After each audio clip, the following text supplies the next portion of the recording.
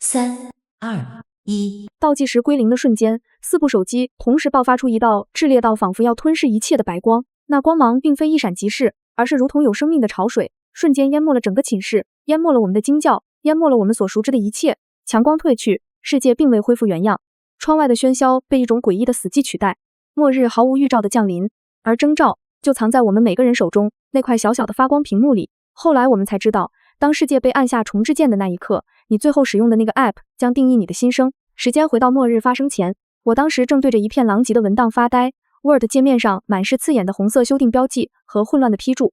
我那篇关乎毕业的论文正处在难产的阵痛中，寝室里弥漫着傍晚特有的慵懒和嘈杂。我对面的床铺上，宋怡然蜷在被窝里，正为某部虐恋仙侠剧哭得稀里哗啦，纸巾在床边堆成了小山。寝室长张丽丽则盘腿坐在椅子上，眉头紧锁，手指在某团外卖的界面上飞快滑动，嘴里还念念有词地比较着哪家的满减更划算。晚饭的抉择严肃得如一场战役，而靠窗的角落，一向惜字如金、表情冷淡的徐芷正全身心投入到绝地求生的战场上。手机里传出的激烈枪声和他偶尔蹦出的简短指令，是他少有的情绪外露时刻。他正处在决赛圈，眼看就要萨吉大利，今晚吃鸡。就在我对着论文第 N 次叹气，准备再次动手修改时，手机屏幕毫无征兆地闪过一道极其刺眼的白光，强制覆盖了所有界面。紧接着，一行仿佛带着不祥而且持续颤动的红色大字占据了屏幕顶端：末日即将来临，请做好准备。倒计时19、8。搞什么鬼？张丽丽最先叫起来，用力戳着屏幕。我正要下单黄焖鸡呢，这什么流氓软件啊！宋怡然正看到男女主角生离死别的关键节点，屏幕陡然一变，让他挂着泪珠的脸瞬间蒙住，茫然地看向我们，像只受惊的小鹿。就连一向冷脸的徐芷也破了功，他的角色在最后的决胜时刻骤然僵直，屏幕暗淡下去。妈的！他低声咒骂，罕见地爆了粗口，恼怒地拍打着手机后壳。哪个混蛋搞的鬼？我差点就吃鸡了。然而无论他是重启、摔打，还是试图关闭电源，那冷冰冰的倒计时依旧在一格格跳动，像敲击在心脏上的丧钟。你们说这会不会是真的？我盯着那行仿佛能吸走灵魂的红色数字，一股寒意从脊椎窜上后脑。蒋楠，你少看点末日电影吧，肯定是哪个黑客。张丽丽的话音未落，远处隐约传来尖叫和无法辨明的撞击声。寝室内的日光灯闪烁了几下，彻底熄灭，只有手机屏幕还散发着微光，但界面已经彻底改变。我的手机！宋怡然带着哭腔的声音响起。我们循声望去，只见他的手机屏幕不再是追剧界面，而变成了一个不断旋转、古典卷轴般的图标，下面标注着剧情模拟器。他下意识地点了一下，一卷虚幻又散发着微光的竹简凭空在他面前展开，上面浮现出流动的字迹：检测到当前环境，末日危机，正在生成生存剧情片段。张丽丽也惊呼一声，她的某团 App 图标扭曲变形，最终固定成一个购物车形状的标记，下面写着物资召唤。她尝试着集中精神，只见微光一闪，一袋还冒着热气的速食包子啪地掉在她腿上，烫得她嗷一嗓子跳了起来。徐芷是最镇定的一个，她的手机屏幕上绝地求生的图标变得更加锐利，下方标注着武器具现化，战术洞察。她眼神一凝，抬手虚握，一把闪烁着寒光的 P92 手枪凭空出现在她手中，沉甸甸的质感让她手臂微微一沉。她熟练地检查了一下弹夹，眼神里闪过一丝锐利的光，然后他们3个人的目光不约而同地投向了我。我深吸一口气，低头看向自己的手机， Word 图标已经彻底变了样，它变成了一只悬浮在屏幕中央，散发着淡蓝色光辉的羽毛笔，下方是简洁却令人费解的2个字：修订。末世来临，前一秒还是普通学生，下一秒却要战丧尸。手中变异的 App 到底要筛选什么？蒋楠，你的是什么？张丽丽揉着被包子烫到的大腿，好奇又紧张地问我关于那个奇怪图标的事。我点开那个图标，顿时手机屏幕变成了一片深邃的蓝色。屏幕中央出现了一个简洁的输入框，旁边有几个模糊的选项按钮，好像是修订对象、修订内容、生效范围，但大部分功能都呈现灰色状态，这界面抽象的让人摸不着头脑。我也不知道。我苦笑着，试图集中精神，想象着修订眼前那张被徐芷刚才激动时碰倒的椅子。我对着手机小声说：修订目标木椅，修订内容恢复直立状态。手机屏幕微光闪了一下，输入框的文字消失了，下方出现一行小字：修订失败，权限不足或规则冲突。早知道刚才最后倒计时的时候选个 QQ 农场或者开心小镇也好啊，至少不愁吃喝。就在我们几个人处在懵逼状态的时候，外面传来了尖锐的叫喊声。什么鬼？我洗衣服没带手机啊，怎么办？谁又闲着无聊搞恶作剧呢？咒骂声此起彼伏，其中还混杂着几道不同的声音，说着自己惊奇的异能。没有人注意到，外面的世界变得越来越诡异了。修订，这是什么意思啊？张丽丽凑过来，看着我那抽象的手机界面，眉头拧成了疙瘩。能把错别字改过来，这末日了还有啥用？宋怡然还沉浸在剧情模拟器带来的新奇与恐惧中，她面前的光影竹简上正显示着剧情推演：3分钟后，走廊将出现不明威胁，生存概率评估较低，建议固守，寻找盟友。她看着这行字，小脸煞白，声音发颤。他说外面有危险，让我们别出去。徐芷没说话，只是握紧了手中的 P92，快步走到门边，熟练地将耳朵贴在门板上，凝神听着外面的动静。他的战术洞察似乎赋予了他更强的感知力，眼神锐利如鹰。外面很乱。就在这时，寝室里那台久未使用的老旧挂壁广播喇叭突然呲啦一声，响起了电流的噪音，打破了室内短暂的寂静。一个冰冷且毫无感情，仿佛电子合成的声音，透过喇叭传遍了整个宿舍楼，也传入了我们每个人的耳中。全体师生请注意，世界重置已完成，当前纪元末日求生。你们最后使用的应用程序已转化为你们的初始生存技能，这是你们在新世界立足的根本。请立即熟悉并掌握你们的能力，它们将决定你们的生存几率。重复，请立即熟悉并掌握。广播的声音不大，却带着一种不容置疑的权威感，让所有听到的人心底发寒。这不是恶作剧，不是黑客攻击，这是现实。真的世界末日了。宋怡然带着哭腔，下意识地又点了一下剧情模拟器，竹简上字迹变换。侦测到官方通告，剧情现修正，初始安全时间剩余8分钟。学，快研究自己的技能。张丽丽最先反应过来，她脸上没了平时纠结外卖的散漫，取而代之的是一种求生的紧迫感。她再次集中精神，对着物资召唤界面，这次她似乎摸到点门道，嘴里念叨着矿泉水。微光一闪，一瓶550毫升的某品牌矿泉水掉在她怀里，她眼睛一亮，好像能想什么就来什么，但感觉精神有点累，像跑完800米。她又尝试了几次，陆续召唤出几包压缩饼干，一小袋水果糖，甚至还有一卷绷带。但随着次数增加，她的脸色明显苍白了些，额角见汗。不行，有消耗，不能无限用。徐芷靠在门边，一边警戒，一边研究自己的武器具现化。他闭目凝神，手中的 P92消失，下一刻，一把闪烁着金属冷光的匕首出现在他另一只手中。他掂量了一下，匕首又消失，换成了一个小巧的破片手雷模型。他微微点头，武器库似乎基于我游戏里的库存和等级，目前只能具现低级武器和投掷物。宋怡然的剧情模拟器更像是一个预警和情报系统，他对着张丽丽使用。竹简显示，目标张丽丽，状态轻度精神疲劳，能力初级物资召唤，潜在风险精神力过度消耗可能导致昏厥。他又对着门口使用，区域寝室门口，短期未来推演安全。这让他稍微安心了一点。怡然，你看看外面走廊。我提醒道，宋怡然连忙将剧情模拟器对准门的方向，竹简上光晕流转，字迹变得急促。警告，侦测到高威胁单位活动，数量3，特征符合基础丧尸模板，行动模式游荡，对声音敏感，接近中，生存概率急剧下降。几乎在竹简显示警告的同时，外面走廊里传来了更加混乱的声响，有惊恐的尖叫，有物体被撞倒的乒乓声，还有一种低沉的仿佛野兽般的嘶吼。救命，别过来啊！一个女生凄厉的哭喊声由远及近，伴随着慌乱的奔跑声和某种拖沓的脚步声。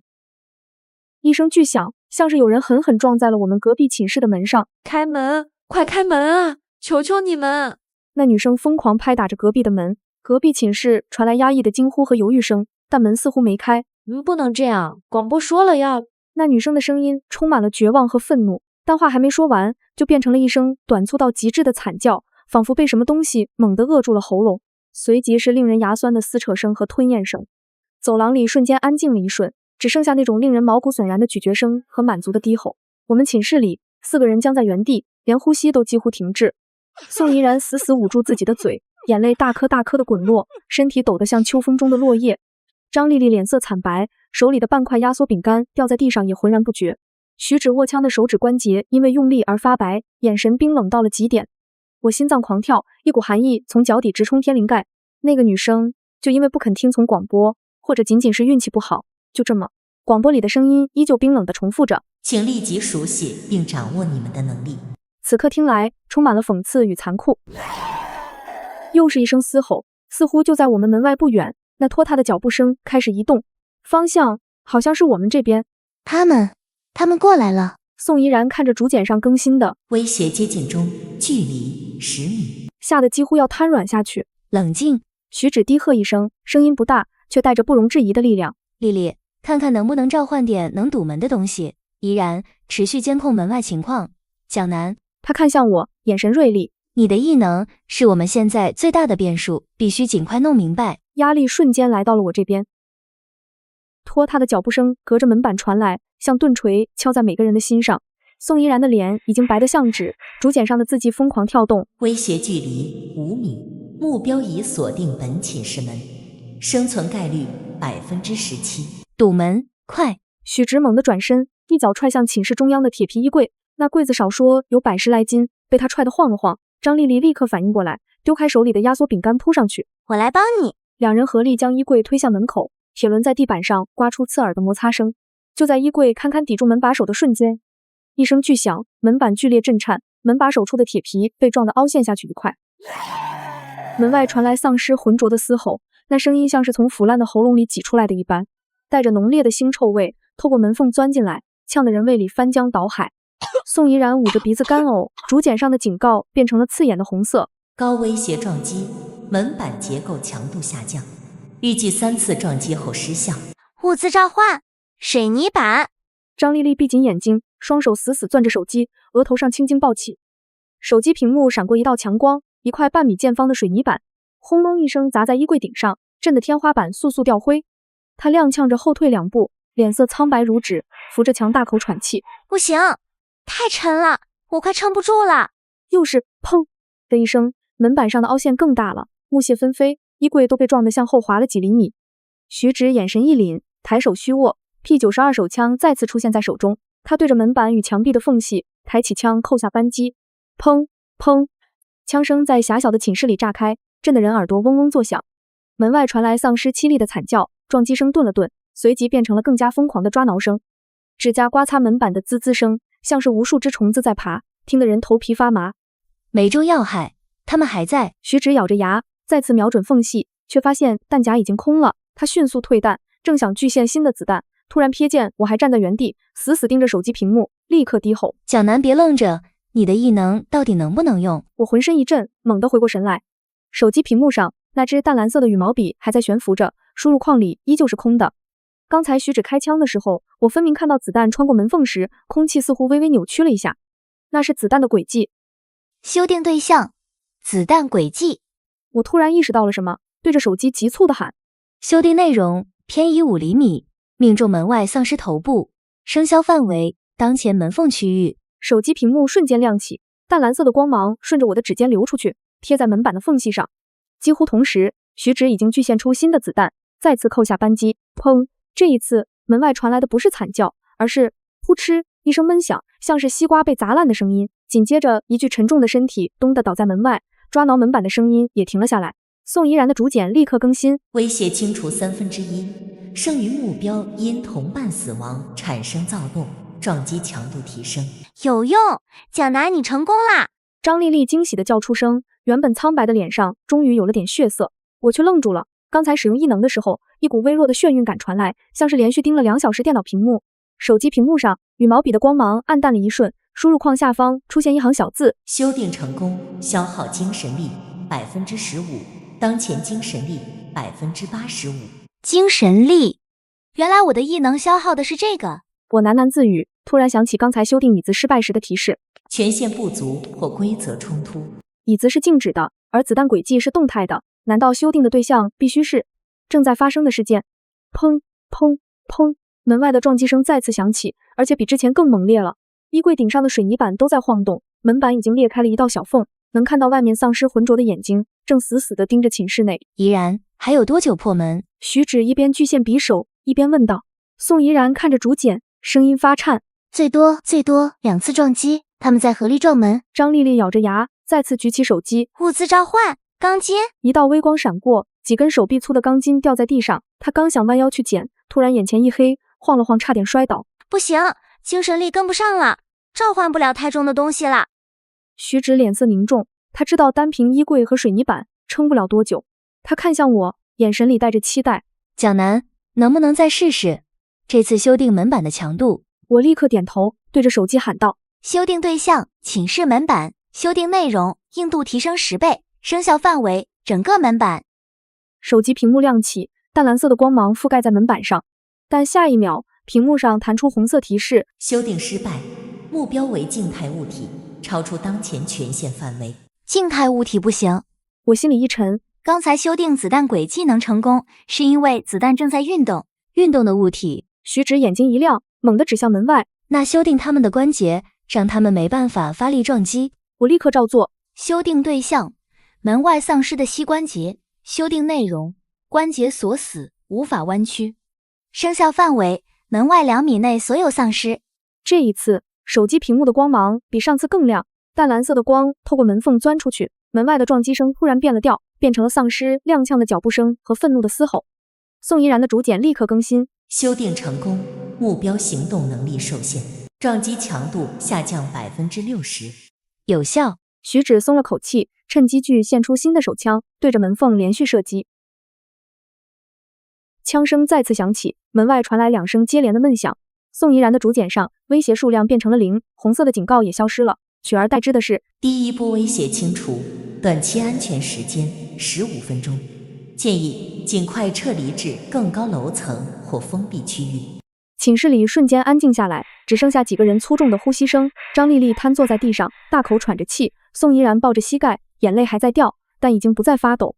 徐芷靠在门板上，手里的枪缓缓消失。她抹了把额角的汗，看向我：蒋楠，你的异能比我们想象的要厉害得多。我低头看着手机，羽毛笔的光芒已经恢复了正常，输入框下方显示着当前精神力50%，已解锁基础修订规则，仅可修订动态目标，运动中的物体，正在发生的事件，修订效果受精神力上限与目标复杂度影响。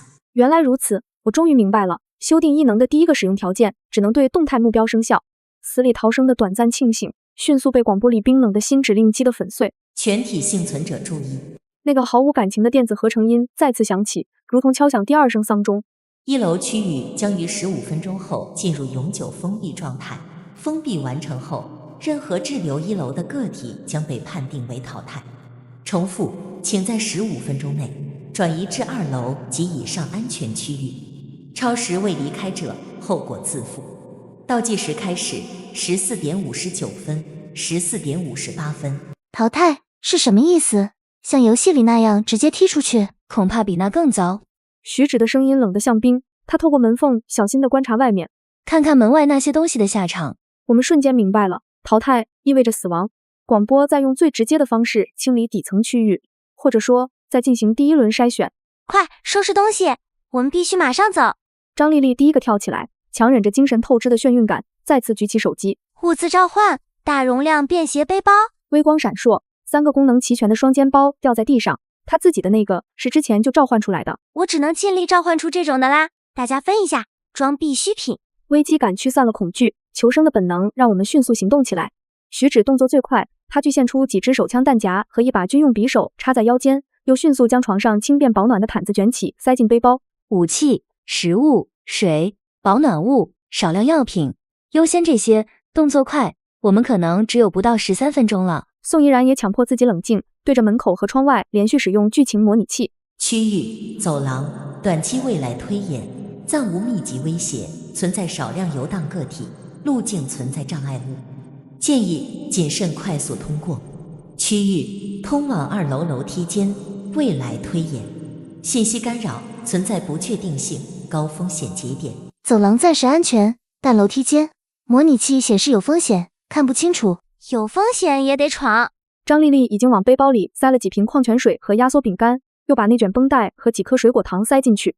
蒋楠，你的精神力怎么样？还能用几次修订？我深吸一口气，看着手机屏幕上显示的当前精神力50%，大概还能进行2到3次像刚才那样的修订，但不确定消耗会不会变化。省着点用，关键时刻保命。徐芷叮嘱道。他已经背上背包，手握 P92，再次检查了门外的状况。门口3具尸体，走廊暂时没看到活动的，准备开门。等等，我忽然想起一件事，快步走到张丽丽面前。丽丽，试试能不能召唤几根牢固点的绳子，还有我们都找找，看看自己之前的化妆镜在哪里，带上一个小巧的化妆镜。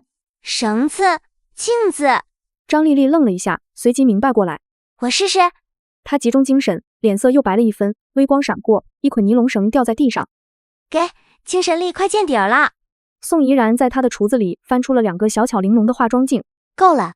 我把绳子递给徐芷，把小镜子揣进口袋。徐芷看了我一眼，微微点头，明白了我的用意。绳子和用于探视死角的镜子，在未知环境中是重要的生存工具。我们4人互相看了一眼，彼此眼中都充满了紧张、恐惧，但更多的是决绝。我打头，蒋楠第2，丽丽第3，怡然断后。不，怡然走中间，丽丽第3，我断后。徐芷迅速调整队形。怡然，持续监测前方和后方剧情，有任何变化立刻喊停。蒋楠，随时准备修订。丽丽，保留最后一点精神力，万一需要紧急召唤堵路的东西。我们点头表示明白。徐芷深吸一口气，和张丽丽一起合力将底门的衣柜和水泥板艰难地挪开一条缝隙。她小心翼翼地推开一条门缝，确认无误后，猛地将门拉开。走廊的景象映入眼帘，宛如地狱，灯光忽明忽灭，地上散落着杂物、书包以及触目惊心的暗红色血迹。不远处，一具尸体倒在地上。我们宿舍门口，3具丧尸尸体倒在那里，浑浊的眼睛兀自圆睁。更远处，隐约传来零星的嘶吼和撞击声，以及某些寝室里压抑的哭泣声。走！徐芷低喝一声，率先踏出寝室，枪口警惕地指向各个方向。我紧随其后，强忍着不适跨过门口的尸体。宋怡然小脸惨白，紧紧抓着手机，竹简上的光晕不断流转，为我们指示相对安全的路径。张丽丽咬着牙跟上，手里还紧紧攥着那根钢筋，当作武器。走廊里一片狼藉，两旁的寝室门大多紧闭，有些门板上留下了恐怖的抓痕和撞击凹痕，甚至有几扇门已经被暴力破开，里面漆黑一片，死寂无声。我们能感觉到门缝后有一双双眼睛在窥视，充满了恐惧和警惕。救命！带我们一起走！一个微弱的带着哭腔的声音从旁边一扇门后传来。许芷脚步顿了顿，但没有停留，低声道：别停，我们自身难保。不是我们冷血，而是广播的倒计时像鞭子一样抽打着我们。而且谁知道门后是不是陷阱？末日的残酷在刚才隔壁女生的惨剧中已经展现得淋漓尽致。按照宋怡然剧情模拟器的指引，我们避开了一处有杂物坍塌风险的区域，以及在岔路口游荡着的单个丧尸也被徐芷用匕首悄无声息地解决了。终于看到了通往2楼的楼梯口，楼梯口的情况却让我们心头一沉。防火门半开着，门轴似乎坏了，斜斜地挂着，门口堆放着几张被掀翻的桌椅和行李箱，构成了简易的路障，但也挡住了大半去路。更重要的是，楼梯上方的平台处传来压抑的呜咽声。宋怡然立刻将剧情模拟器对准楼梯口，竹简上光芒急闪。区域楼梯间平台，侦测到威胁2，状态正在进食，行为相对静止，风险高。推演强行通过可能引发攻击，建议引诱或清除。他们在楼梯平台，我们冲上去的风险太大。徐芷观察着地形，蒋楠，能不能用修订？我看着那半开的防火门和障碍物，以及上方平台看不见的威胁，大脑飞速运转。修订楼梯平台丧尸的感知，让他们暂时听不到我们的声音。张丽丽提议，目标可能是丧尸的听觉系统，但听觉是持续状态，不一定是动态事件，我不确定能否成功。我分析着，或者修订那个快掉下来的防火门，让它掉下来制造声音，引开他们。门是静态的，徐芷皱眉，但如果它正在掉下来，我眼睛一亮，我可以修订事件。我立刻举起手机，对准那扇半挂着的摇摇欲坠的防火门。修订对象：楼梯间防火门掉落事件。修订内容：防火门于3秒后完全脱落，发出巨大声响。生效范围：目标防火门。手机屏幕蓝光一闪，羽毛笔的虚影在空中划过一道弧线，落在防火门上。修订成功，消耗精神力20%，当前精神力30%。精神力消耗比修订关节更多，看来影响无生命物体的事件消耗更大。3、2、1，我心中默数，哐当一声巨响，那扇沉重的防火门猛地脱离了最后一点连接，随即重重地砸在楼梯台阶和障碍物上，发出震耳欲聋的声响，在整个楼梯间回荡。楼梯平台上的咀嚼声戛然而止，紧接着是2声因被惊扰而充满怒火的嘶吼，以及拖沓脚步快速下楼的声音。成功了，他们被引下去了。宋怡然看着竹简，惊喜道：威胁单位移动，朝向1楼走廊深处。快，趁现在！徐芷低吼，率先冲向楼梯口。我们手脚并用，快速翻过那些桌椅路障。楼梯上溅满了暗红色的血迹，空气中弥漫着浓重的血腥和腐臭。我们强忍着呕吐的欲望，拼命向上爬。刚爬上2楼平台，还没来得及喘口气，就听到1楼传来丧尸的咆哮和人类的惊叫声。看来那扇门落地的巨响，不仅引开了平台上的丧尸，也惊动了1楼其他角落的怪物，甚至可能暴露了其他试图悄悄转移的幸存者。但我们顾不上了。2楼的走廊同样混乱，但似乎比1楼稍微干净一点，血迹和杂物少一些。远处似乎还有人影晃动。广播：1楼封闭倒计时5分钟，请尚未撤离的幸存者尽快找监控寝室，快！徐芷催促道。我们沿着走廊快速移动，试图找到一间没有上锁或者里面没有威胁的寝室。大部分门都紧闭着。宋怡然不断使用剧情模拟器扫描前方的门。风险较低，存在生命信号状态恐惧，信息不明。终于在倒数第2间寝室，竹简显示目标寝室空置，暂未发现威胁。这间。宋怡然指着门，徐芷试着拧了拧门把手，锁着。他毫不犹豫后退一步，猛地一脚踹门锁附近，砰一声，门板震动，锁舌似乎松动了。他又补了一脚，咔嚓一声，门被踹开了。我们迅速鱼贯而入，徐芷最后一个进来，立刻将损坏的门关上，并用旁边的一张书桌抵住。做完这一切，我们4个或背靠着门板，或瘫坐在地上，大口大口地喘着粗气，心脏几乎要从嗓子眼里跳出来。窗外，夕阳的余晖正在渐渐消失，给这个混乱而残酷的世界蒙上一层暗红色的阴影。宿舍楼内，零星的尖叫、嘶吼与撞击声此起彼伏，隐隐回荡。广播里冰冷的倒计时如同最终通牒，在1楼区域无情地碾过。1楼封闭倒计时10、9、8、3、2、1，1楼区域永久封闭。随着一声如同巨石落地般沉闷的响声从楼下传来，整栋楼似乎都微微震动了一下。紧接着是某种沉重的金属闸门滑动闭合的嘎吱声，彻底隔绝了1楼与上面的空间。我们安全了，暂时安全了。沉重的封闭声响仿佛直接砸在心头，寝室里陷入一片死寂，只有我们4人粗重未平的喘息声和窗外隐约传来被隔绝后的模糊噪音。我们真的暂时安全了。快，检查房间，确保没有其他威胁。徐芷最先从脱力状态中恢复过来，她强撑着站起身，握紧匕首，开始谨慎地检查这间陌生的寝室。这是间和我们那布局相似的4人间，但处处痕迹显示，混乱降临时，这里并没什么人。2张床铺有些凌乱，另外2张则整齐得多。桌面上散落着一些书本和化妆品，地上滚落着一个水杯，但并没有血迹或搏斗的痕迹。徐芷迅速检查了卫生间和阳台，确认空无一人后，才稍稍放松了紧绷的神经。安全，他简短的汇报，然后背靠着墙壁滑坐到地上，脸上也终于露出了难以掩饰的疲惫。连续使用武器具现化和高强度的警戒及战斗，对他的精神和体力都是巨大的消耗。我的头好晕。张丽丽揉着太阳穴，脸色依旧苍白。精神力好像完全空了，感觉身体被掏空。宋怡然也软软地靠在床架边。他的剧情模拟器虽然不直接消耗大量精神力，但持续使用和高度紧张的情绪同样让他身心俱疲。我靠着门板，感受着脑海中传来的阵阵虚弱感。手机屏幕上显示着当前精神力 30%， 仅仅使用了3次修订，其中1次还是取巧修订事件，就消耗了超过2/3的精神力。这异能的限制和消耗比想象中还要大。我们瘫坐在冰冷的地板上，劫后余生的庆幸很快被巨大的疲惫和资源匮乏的现实所取代。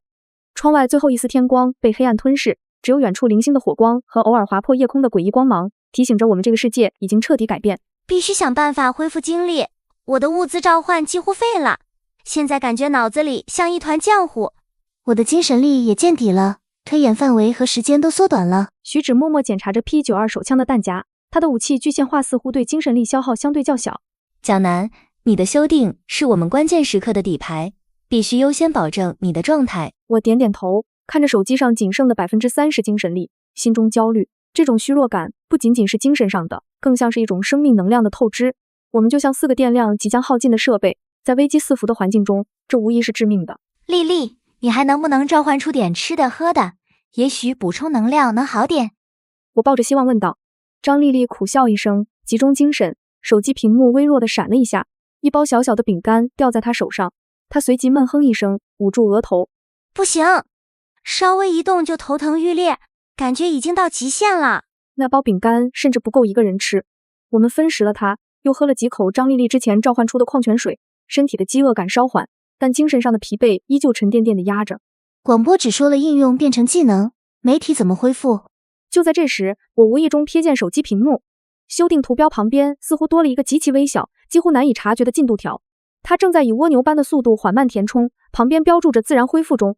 等等，我的精神力在自动恢复，真的有进度条，但这速度太慢了，照这个趋势，要完全恢复恐怕得大半天。自然恢复肯定不够，我们必须找到主动恢复的方法。任何游戏或者设定里，精神力恢复无非几种途径：时间、特定物品、特殊环境或行为。他的话点醒了我，我尝试集中注意力，感受着那缓慢恢复的精神力流，似乎在安静放松的状态下，恢复速度会稍微快那么一丝丝。放松，集中精神，感受自身，效果微乎其微，但并非完全没有。也许休息和睡眠是关键，宋怡然猜测。可是现在这种情况，谁敢真的睡着？的确，门外依旧不时传来令人心惊肉跳的声响，谁也无法安心入眠。我们陷入了僵局。时间一分一秒过去，我的精神力缓慢恢复到了 35%。张丽丽和宋怡然的脸色依旧很差。就在我们一筹莫展之际，张丽丽忽然咦了一声，她看着自己手机上的物资召唤界面，有些不确定地说：我刚才好像感觉到，如果我不去强行想象具体物品，只是感受那种获取、拥有的意念，精神力的消耗会小一点点。虽然召唤不出东西，但那种被掏空的感觉缓解了些。感受意念，我的修订是基于对规则和变化的理解与干预，那么理解自身、理解、恢复这个概念本身会不会有帮助？我再次闭上眼睛，不再去刻意引导，而是将意识沉入那种疲惫、空虚的感觉中，去理解这种状态，去渴望那种充盈和恢复。我想象着精神力如同涓涓细流汇入干涸的河床，渐渐的，一种奇妙的感应出现了。我能更清晰地看到脑海中那个代表精神力的容量池，以及从身体深处，甚至从周围环境中，有极其稀薄的类似能量的东西正在被吸纳进来，补充着池子。当我主动去理解和接纳这个过程时，补充的速度似乎提升了1成左右。我睁开眼，带着一丝兴奋。有效，主动去理解和接纳恢复的过程能稍微加快速度。我立刻将我的感受和方法分享给他们。徐芷尝试着去理解他的武器具现化本质，他调整呼吸，进入一种类似狙击手调整状态的专注，脸上的疲惫感似乎真的减轻了一些。宋怡然则试着去理解剧情推演的本质，尽量不去凭空创造，他面前竹简的光芒似乎稳定了些。张丽丽紧蹙的眉头也随之舒展了些许。虽然不是立竿见影的神奇法门，但找到了方向，并且验证了精神力可以加速恢复，这无疑给我们注入了一剂强心针。我们不敢耽搁，轮流警戒，其余人则抓紧时间尝试这种粗浅的冥想恢复法。大约过半个小时，我的精神力恢复到了约 80%， 张丽丽和宋怡然也恢复了7、8成。虽然未能完全饱满，但至少摆脱了那种随时会昏厥的虚弱状态。徐芷的精力也恢复了大半。看来休息、专注和理解自身能力是恢复的关键。徐芷总结道，以后必须合理安排异能使用和恢复时间。我们刚松了一口气，准备商量下一步计划，正准备搜索这间寝室是否有可用的物资，或者尝试与2楼其他幸存者联系，那个冰冷的如同梦魇般的广播电子音再次毫无预兆地响彻了整个宿舍楼。全体幸存者注意，环境规则即将更新。第2轮末日筛选启动，洪水纪元。倒计时15分钟。警告：本建筑将在倒计时结束后进入强降雨及洪水淹没模式，水位将持续上升至预定高度，请所有幸存者向更高楼层转移。重复，请在15分钟内转移至3楼及以上安全区域。超时未离开者后果自负。倒计时开始，14点59分，14点58分。洪水！宋怡然失声惊呼，脸上血色尽退。张丽丽猛地跳起来，冲到窗边。窗外夜色深沉，看不出任何下雨的征兆，但空气中似乎开始弥漫起一种潮湿的、带着土腥味的气息。开什么玩笑？这里是内陆，怎么会有洪水？他难以置信地拍打着窗框。徐芷脸色凝重到了极点。别管为什么了，广播说的就是规则，收拾东西，马上走。刚刚恢复的一点精力瞬间被巨大的危机感压过。洪水，这比丧尸更令人绝望，因为它无处不在，无法正面抗衡。我们迅速背起之前准备好的背包，张丽丽强忍着不适，再次集中精神。物资召唤，塑料布，最大尺寸。微光闪过，一大卷厚重的加厚塑料布掉在地上，希望能挡点水或者做筏子。她气喘吁吁地说，刚刚恢复的精神力又消耗了一截。绳子都装好，镜子放口袋。徐芷快速检查装备，将尼龙绳分了一段给我和张丽丽。蒋楠，你的修订可能对水无效，保留精神力应对突发情况。我们冲出临时栖身的寝室，2楼走廊已经一片混乱，更多寝室的门被打开，幸存的学生们惊慌失措地涌出来，脸上写满了恐惧和茫然，哭喊声、叫骂声、催促声混杂在一起。快往上跑！3楼，去3楼，给挤啊！让我过去。人潮推搡着向楼梯口涌去，宋怡然紧紧跟着我们，不断使用剧情模拟器扫描前方区域，通往3楼楼梯间。未来推演拥堵，踩踏风险高，存在少量争斗，建议寻找替代路径或等待时机。楼梯口人太多，很危险。他焦急地喊道。徐芷当机立断，走另一边，找消防通道或者备用楼梯。我们逆着人流向走廊另一端挤去，大部分人都涌向主楼梯，另一端相对空旷些。果然，在走廊尽头，我们发现了一扇标有安全出口的绿色消防门，但门从里面锁住了，或者被什么东西卡住，用力推搡也纹丝不动。让开！徐芷试图用枪托砸锁，但效果不佳。来不及啦！只剩下不到8分钟了，空气中潮湿的水汽越来越浓，我甚至能听到隐约有沉闷的雷鸣声从头顶传来，仿佛暴雨将至。修订这扇门。我深吸一口气，举起手机。修订对象：消防门锁舌状态。修订内容：锁舌于2秒后回缩。生效范围：目标门锁。蓝光一闪，修订成功，消耗精神力25%，当前精神力55%。快！我们4人迅速钻入消防通道，这里更加阴暗，只有紧急照明灯散发着幽绿的光芒。我们沿着楼梯拼命向上跑，能听到下方主楼梯方向传来更加混乱和惊恐的叫声，以及一种仿佛天河决堤般震耳欲聋的洪水奔涌之声。洪水来了！我们刚踏上3楼平台的瞬间，巨大的水流冲击声和建筑物震颤声就从下方传来，仿佛整栋楼都在洪水的怒吼中颤抖。冰冷的水汽顺着楼梯井弥漫上来，带着一股淤泥和废墟的味道。继续上去4楼。洪水上涨速度绝对超乎想象，3楼也不安全。我们沿着消防通道继续向上，刚跑到3楼半的位置，浑浊不堪、夹杂着杂物和碎片的洪水就已经追到了我们的脚踝，并且以肉眼可见的速度迅速上涨。不行，太快了，跑不过。进3楼，找房间固守。3楼走廊里同样一片混乱，水位已经没过脚面，并且还在快速上升。一些跑得慢的学生被水流冲倒，哭喊着挣扎。我们互相拉扯着，顶着越来越强的水流，艰难地寻找着合适的房间。把绳子捆在腰上。用绳子捆住，意味着我们几个人的命都捆在了一起。可是很明显，在这样极端的条件下，徐芷比我们更有活下去的希望。你先去吧，你去找个安全的地方躲起来。这个情况活一个是一个。别废话了，耽误时间，大家都别活了。很快绳子绑好了，但是洪水也已经上涨到了腰的位置，我们的移动变得更加艰难。我们4人腰间紧紧系着那根救命的尼龙绳，在冰冷刺骨、不断上涨的洪水中艰难跋涉。水流的力量越来越大，裹挟着桌椅、书本，甚至破碎的木片撞击着我们的小腿，每一步都走得异常艰难。黑暗中，只有紧急指示牌的幽绿光芒和偶尔从窗户划过的诡异闪电提供照明，映照出一张张惊恐绝望的脸。抓紧，别被冲散了。宋怡然的剧情模拟器在如此混乱的环境中受到了极大干扰，竹简上的字迹闪烁不定。水位持续上涨，结构风险，生存概率不等，建议寻找高层坚固掩体。那边走廊尽头右手边那间，模拟器显示那间房结构更完整，门板也厚实。张丽丽脸色苍白，一方面是精神力消耗后的虚弱，另一方面是冰冷的河水带来的寒意。她咬着牙，将召唤出的那卷厚重塑料布紧紧抱在怀里。这是我们现在唯一可以用来挡水或制造浮具的东西。我走在最后，感受着精神力在55%的水平线上徘徊，大脑飞速运转，思考着修订还能做些什么。修订洪水本身，那无疑是螳臂当车；修订建筑物的结构，权限不足且目标静态。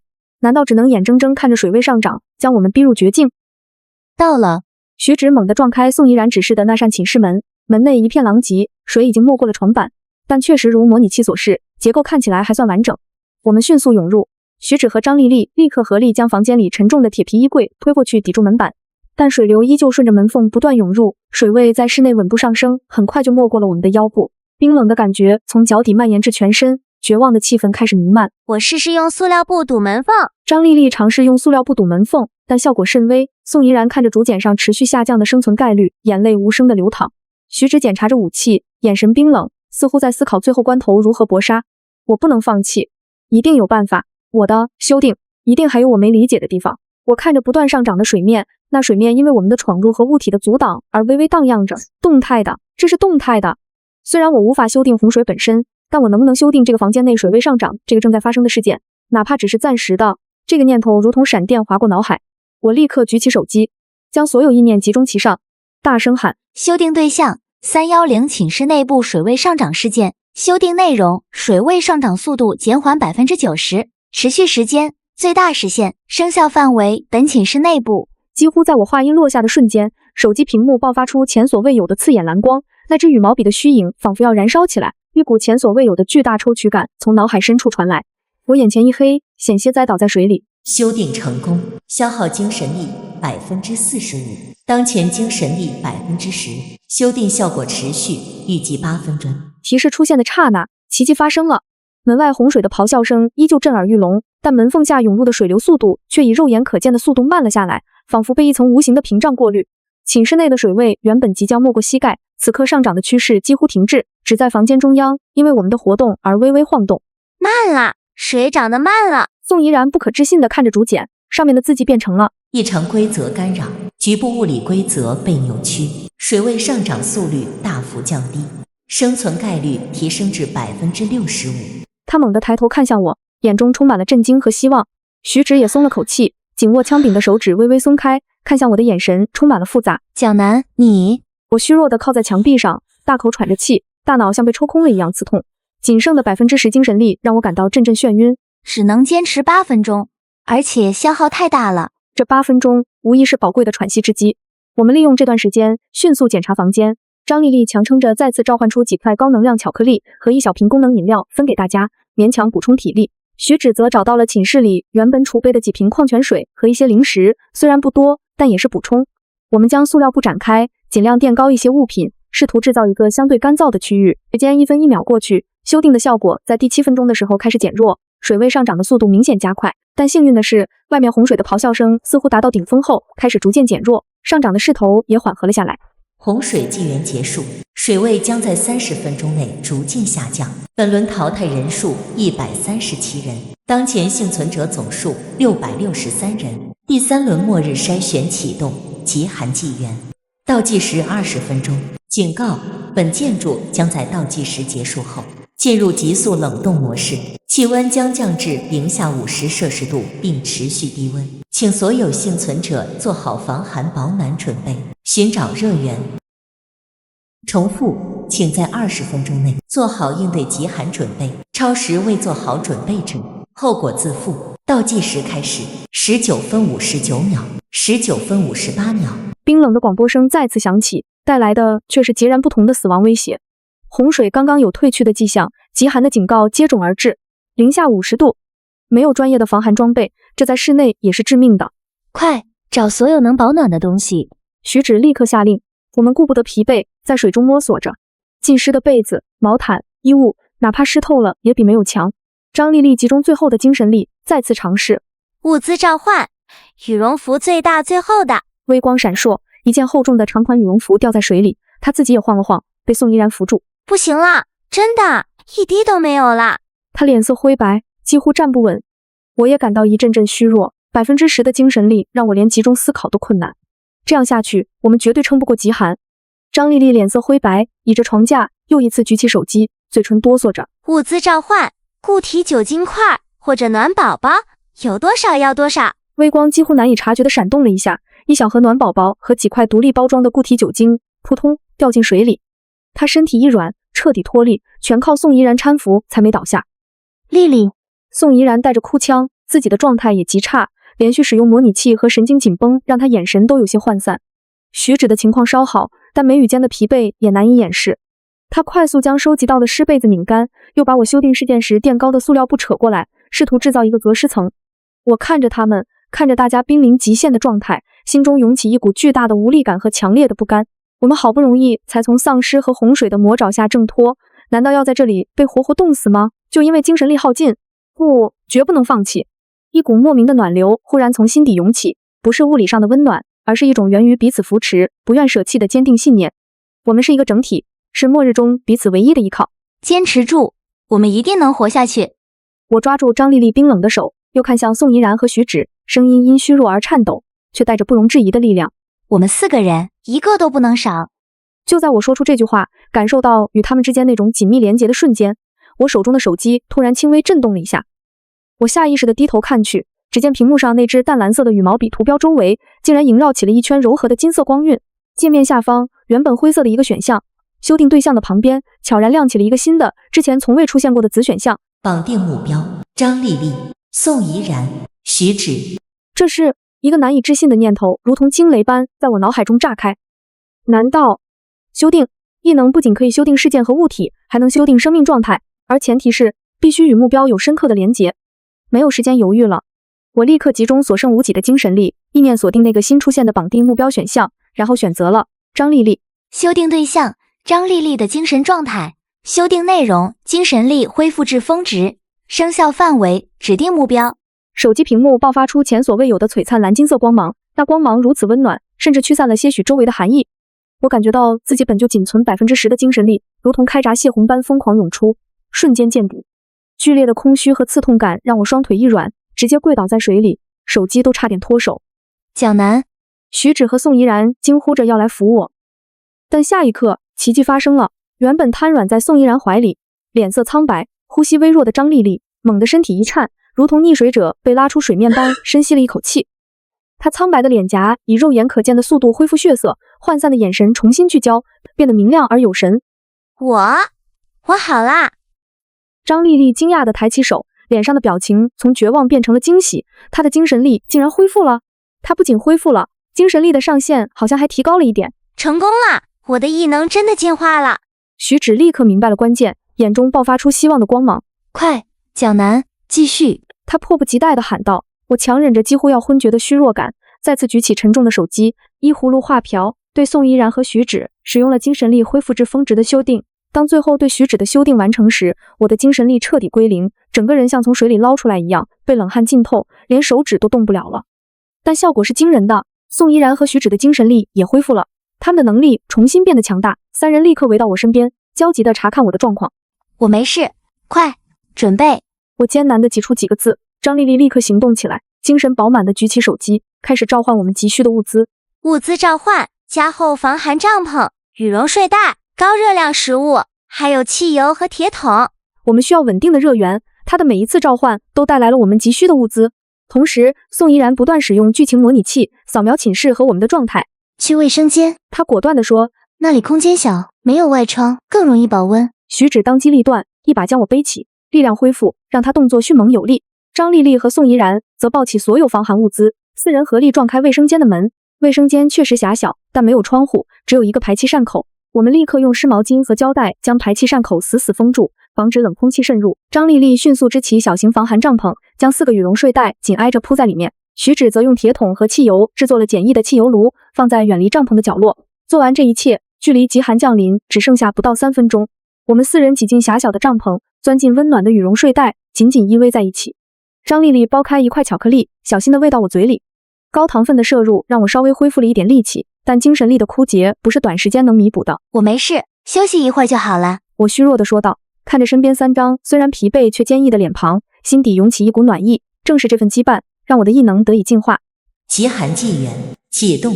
广播声落下的瞬间，一股无法形容的极致寒意瞬间笼罩了整个空间，仿佛连空气都被冻结了。卫生间门缝处传来咔嚓的轻微冻结声，金属门把手以肉眼可见的速度覆盖上厚厚的白霜。我们4个人紧紧挨在一起，对抗着侵袭的极寒。帐篷外，张丽丽召唤的温度计指针瞬间跌破了-40度，并且还在持续下降。即使有帐篷、睡袋、汽油炉和彼此的体温，那无孔不入的寒意依旧像针一样刺穿着我们的皮肤。我们紧紧靠在一起，不敢有丝毫缝隙，通过互相说话，鼓励来保持清醒和斗志。宋怡然看着模拟器上关于环境温度的模糊推演，给大家打气：坚持住，温度不会一直这么低的。广播说了，是持续低温，不是一直下降。我依偎在张丽丽身边，感受着他们的温暖，意识在清醒与模糊间徘徊，时间在极寒中变得无比漫长，每一分每一秒都是煎熬。汽油炉的火焰是我们黑暗中唯一的希望之光，我们轮流注意着炉火，小心地添加燃料，确保它不会熄灭。不知过了多久，就在我感觉自己快要被冻僵，意识逐渐模糊的时候，宋怡然惊喜地低呼：温度开始缓慢回升了，模拟显示最危险的阶段过去了。仿佛是为了印证他的话，广播声再次响起，这一次竟然带着一丝解脱。广播宣布，极寒纪元结束，气温将逐步恢复正常。本轮淘汰人数201人，当前幸存者总数462人。最终安全区域划定宿舍楼顶楼平台，请所有幸存者在30分钟内抵达顶楼安全区，超时未抵达者将永久滞留危险环境。重复，最终安全区顶楼平台。终于要到终点了吗？我们挣扎着从睡袋里爬出来，活动着冻得僵硬的身体。虽然极度疲惫，但抵达最终安全区的希望给了我们新的力量。收拾好所剩不多的物资，我们推开卫生间的门。外面寝室的景象令人触目惊心，一切都被覆盖在厚厚的冰霜之下，如同冰河世纪。我们不敢耽搁，互相搀扶着，小心翼翼地踏上依旧冰冷湿滑的走廊，向着通往顶楼的楼梯间前进。越往上走，遇到的幸存者越多，每个人都衣衫褴褛，面色憔悴，但眼中都燃烧着对生存的渴望。气氛紧张而微妙，在最后的关头，谁也不知道身边的人会做出什么。就在我们即将到达通往顶楼平台的最后一段楼梯时，麻烦还是来了。3个男生堵住了狭窄的楼梯口，为首一人身材高大，脸上带着不怀好意的笑容，手里把玩着一把明显是异能巨献出来的消防斧。他身后的2人也眼神凶狠，打量着我和状态稍差的宋怡然、张丽丽，目光尤其在宋怡然身上停留，带着一丝贪婪和威胁。为首男生咧嘴一笑：几位美女，这么着急上去啊？顶楼地方不大，资源有限，我看你们东西不少，分我们一点也好有个照应嘛。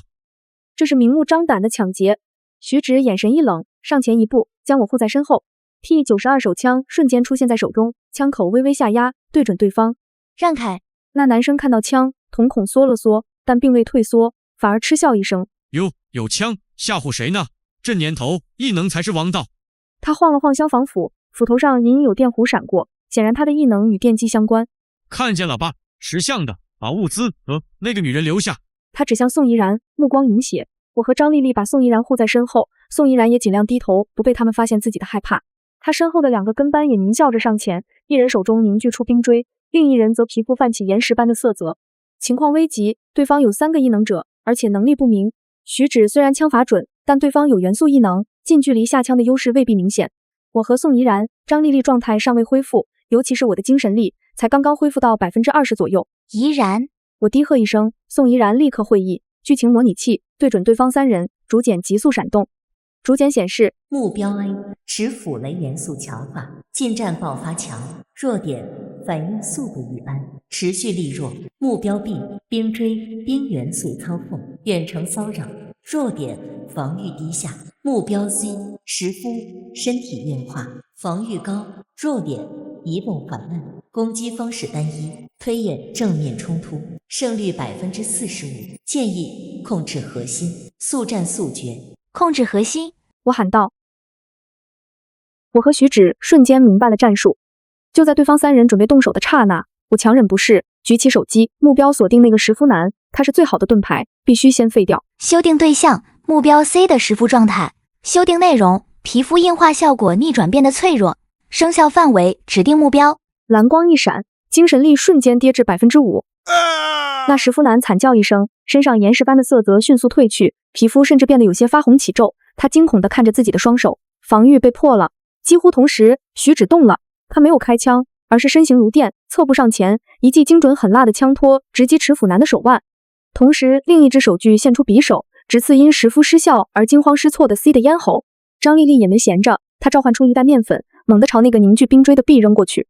噗的一声，面粉爆开，糊了 B 一脸，打断了他的施法，让他剧烈咳嗽起来。宋怡然则持续提供预警，持斧男要放电，小心。徐芷闻言，砸中对方手腕后立刻后撤，避开了对方斧头上爆开的一道细小电弧。持斧男手腕吃痛，斧头差点脱手，又惊又怒。B 被面粉迷了眼，暂时失去威胁。C 被徐芷的匕首逼得连连后退，毫无还手之力，胜负瞬间分明。滚！徐芷用枪指着池府南的额头，眼神冰冷如刀。池府南看着失去战斗力的同伴，又看看徐芷手中那把他无法理解为何能凭空出现的手枪，以及我们几人虽然疲惫却配合默契、眼神坚定的样子，终于意识到踢到了铁板。他脸色铁青，咬了咬牙，扶起同伴，狼狈地让开了道路。我们不敢停留，立刻快步冲上最后几级台阶，推开了通往顶楼平台的大门。刺眼的阳光照射下来，顶楼平台宽阔而空旷，已经聚集了200-300名幸存者，或坐或站，大多面带劫后余生的茫然与庆幸。远处，一道巨大、散发着柔和白光的椭圆形光门静静悬浮在那里，仿佛通往新生的彼岸。最终统计，抵达安全区幸存者共计401人。恭喜你们通过了末日筛选，安全门已开启，请有序进入，迎接你们的新世界。广播的声音依旧冰冷，但此刻听在耳中却仿佛天籁。我们4人站在平台边缘，望着那道光门，又彼此相视。身后是布满丧尸、洪水、极寒的死亡炼狱，身前是未知的但充满希望的新生之路。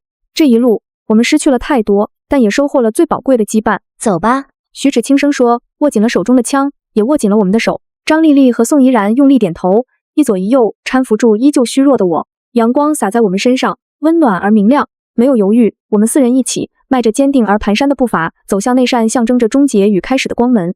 我们的末日结束了。